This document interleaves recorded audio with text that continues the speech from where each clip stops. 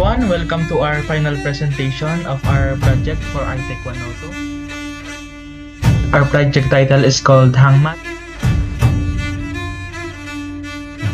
Everyone, welcome to our final presentation of our project for iTech 102. Our project title is called Hangmat. I'm here along with my project leader, Vincent P. Landicho, and our other teammate, John Gabriel Eldenabore. Before we start, I would like to thank our professor, Sir Villarreal, for teaching us and welcoming us to our first semester of college. And of course, I would like to thank my teammates and my leader for helping us create this wonderful project together for our final. Without further ado, I would like to call John Gabriel Eldenabore for explanation of the menu. So in the first run of the program, it will take us to the main menu of the game, and it also shows the title of our game called Hangman. And to navigate the main menu, you are required to use the arrow up key and arrow down key. And you are also required to make the use of enter key, which is basically to make decision or enter to the program. But first we will go on the about button, and you will see where we use the assets from and the creator of the game, which is us, Trio, and press any key to return to the main menu.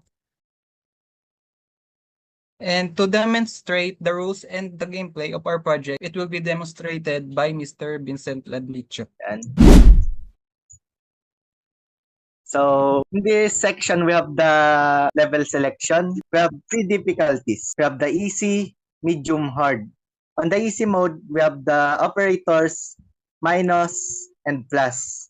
And on the medium, we have the operator, minus, plus, and multiply. We have the operator on the hard. We add the division. And the limit on this game, we limit our random number generator on 100. And for the operator, we use 3 array. Next, the gameplay will be demonstrated by our gameplay tester, Mr. Pat Pahadan. So as you can see here, there are multiple elements that will catch your eye. On the top left corner, you will have your hearts or your lives or your multiple tries. It dictates how many tries you have before you will go to our game over screen. On the center, you will see the illustration of our hangman, and then below that is your score. With every answer you get correct, your score will be added. Your score will increase, and your leaderboard score will also increase with it as well. Below that, you can see the question that you will answer, and below that is where you will input your answer. I would like to encourage our operator to solve the problem. So there you go. As you can see, your score goes up by 5 every answer you get correct. And if you get a question wrong, just like input 1,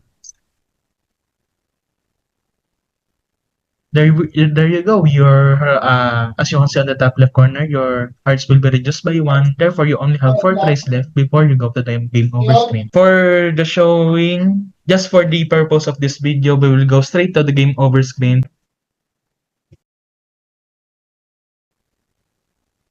And there you have it. After the game over, you will see the scoreboard and where you place along with your friends.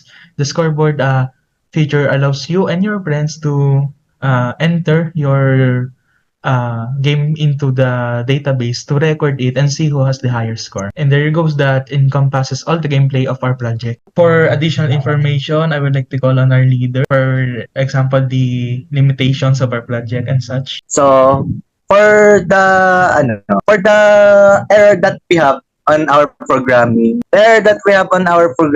is the timer, because when we do the timer, we use a for loop to irritate a number to decrease the number on a certain condition, and then print it. But the timer overwrite the print of the display, so we cannot have the timer. We remove the idea of putting a timer. Instead, we go on the idea of our teacher advisor, Sir Villarreal, to put a leaderboard on the end. For the future ideas, we would like to put the timer and add some more problems to make the game more enjoyable to play and challenging. That's all, and thank you. Okay. So yun, thank you everyone for watching, and again, thank you Sir Villarreal for the opportunity that you gave us, and for giving us our freedom to code on this final project for IITech 102. With that said, thank you everyone. Goodbye and God bless.